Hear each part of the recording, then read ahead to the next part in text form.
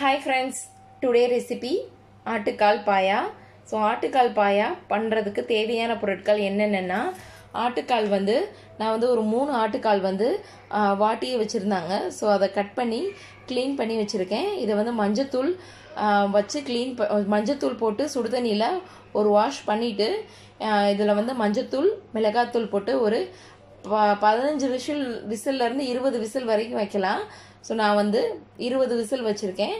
அதே மாதிரி இப்போ வெங்காயம் ஒரு பெரிய சைஸ் வெங்காயம் கட் பண்ணி வச்சுருக்கேன். அப்புறம் தக்காளி ஒரு மீடியம் சைஸ் தக்காளி. நான் சின்ன கால் 3 கால் தான், அதனால் ஸோ கம்மியான பொருட்கள் தான் எடுத்திருக்கேன். நீங்கள் காலுக்கு தகுந்த மாதிரி எக்ஸ்ட்ரா ஆட் பண்ணிக்கோங்க. இதுக்கு சின்ன வெங்காயம் கூட யூஸ் பண்ணலாம், ரொம்பவே டேஸ்ட்டாக இருக்கும். எனக்கு சின்ன வெங்காயம் கிடைக்கல, அதனால் நான் பெரிய வெங்காயம் யூஸ் பண்ணுறேன். அப்புறம் பச்சை மிளகா 2 பச்சை மிளகா, அப்புறம் கொத்தமல்லி, தேங்காய் அரைச்சி வச்சுருக்கேன். தேங்காயில் முந்திரி பருப்பு ஒரு 10 முந்திரி பருப்பு போட்டு அரைச்சி வச்சுருக்கேன் நல்லா நைஸாக. நீங்கள் முந்திரி பருப்பு போடலை அப்படின்னா கசகசா போட்டு நல்லா அரைச்சி வச்சுக்கோங்க. அப்புறம் தாளிக்கிறதுக்கு பட்டை, கிராம்பு, ஏலக்காய், அப்புறம் கல்பாசி, அப்புறம் இஞ்சி பூண்டு பேஸ்ட்டு, அப்புறம் எண்ணெய்.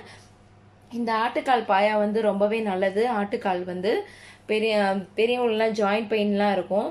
ஸோ அந்த மாதிரி உள்ளவங்க ஆட்டுக்கால் பாயா வச்சு சாப்பிட்லாம். அதே மாதிரி வளர்கிற குழந்தைகளுக்கும் ஆட்டுக்கால் பாயா கொடுத்தா ரொம்பவே நல்லது அப்படின்னு சொல்லுவாங்க.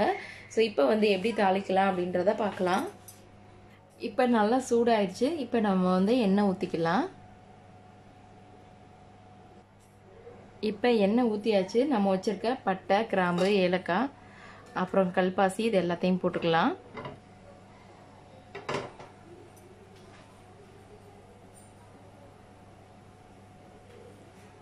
இப்போ நம்ம வச்சுருக்க வெங்காயத்தை ஆட் பண்ணிடலாம்.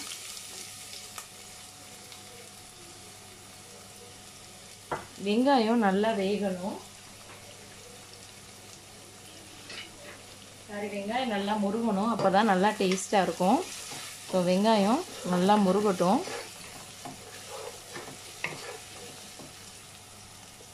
இப்போ வெங்காயம் நல்லா முருகிடுச்சு. இப்போ நம்ம வச்சுருக்க பச்சை மிளகாவை ஆட் பண்ணிடலாம்.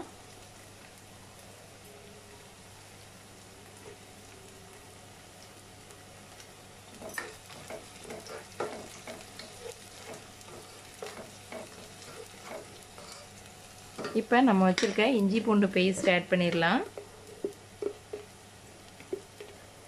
நான் இன்றைக்கி 3/4 ஸ்பூன் இஞ்சி பூண்டு பேஸ்ட் ஆட் பண்ணுறேன். இப்போ இதை நல்லா மிக்ஸ் பண்ணி விட்டுக்கலாம்.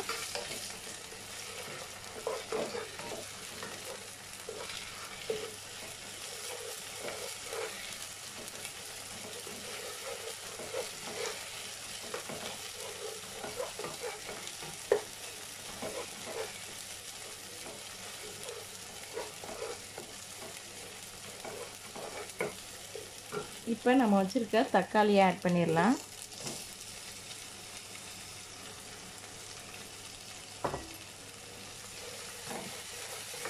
தக்காளி நல்லா குக் ஆகட்டும். இதை மூடி வச்சிடலாம். தக்காளி குக் ஆகட்டும். இப்போ தக்காளி எல்லாமே நல்லா குக் ஆகிடுச்சு. இப்போ நம்ம மசாலாவை ஆட் பண்ணிடலாம். இப்போ ஜீரகத்தூள் நான் 1/2 ஸ்பூன் போடுறேன்.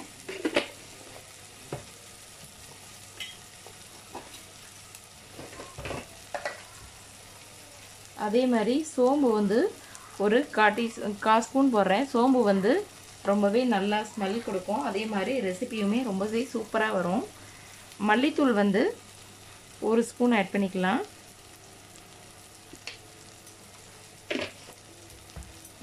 மிளகாத்தூள் ஆல்ரெடி ஆட்டுக்காலில் மிளகாத்தூளும் மஞ்சத்தூளும் போட்டு தான் வேக வச்சுருந்தேன். ஸோ பச்சை மிளகாய் ஆட் பண்ணியிருக்கோம். ஸோ நான் 1/4 ஸ்பூன் மிளகாத்தூள் ஆட் பண்ணிக்கிறேன். அடுத்து கரம் மசாலா. கரம் மசாலா நான் 1 ஸ்பூன் ஆட் பண்ணிக்கிறேன்.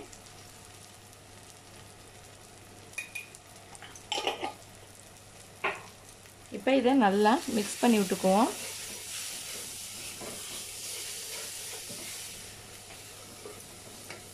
இப்போ நம்ம வச்சுருக்க ஆட்டுக்கால் வேக வச்சுருக்க தண்ணி மட்டும் லைட்டாக ஊற்றிக்கலாம்.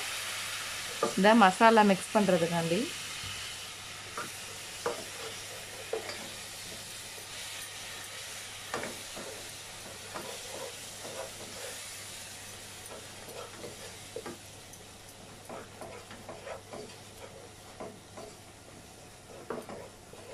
எல்லா மசாலாவும் நல்லா மிக்ஸ் ஆயிடுச்சு.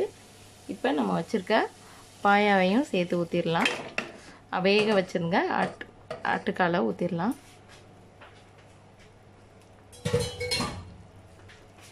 இப்போ இது நல்லா மிக்ஸ் ஆகட்டும். இதுக்கு தேவையான அளவு லைட்டாக தண்ணி ஊற்றி இதுக்கு உப்பு போட்டு மூடி வச்சுருவோம். ஒரு 10 நிமிஷம் நல்லா குக் ஆகட்டும்.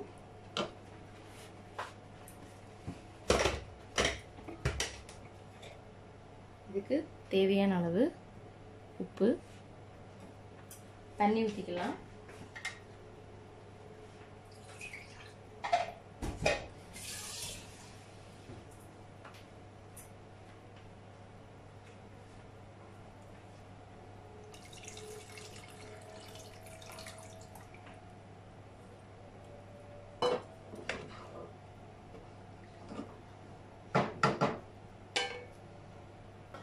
இப்போ நல்லா கொதிச்சிருச்சு.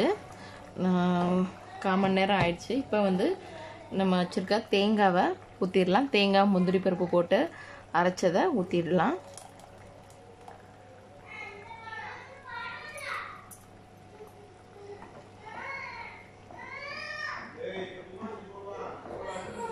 ஊற்றினோடனே அப்படியே கலர் சேஞ்ச் ஆகும்.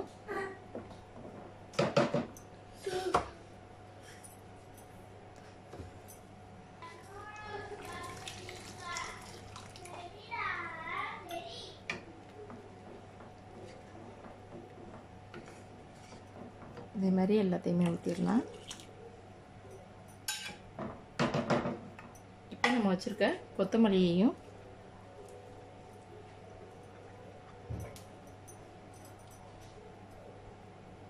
ஓகே ஃப்ரெண்ட்ஸ், நல்லா குக் ஆகிடுச்சு. இப்போ வந்து நம்ம வந்து லைட்டாக மிளகுத்தூள் ஆட் பண்ணிக்கலாம்.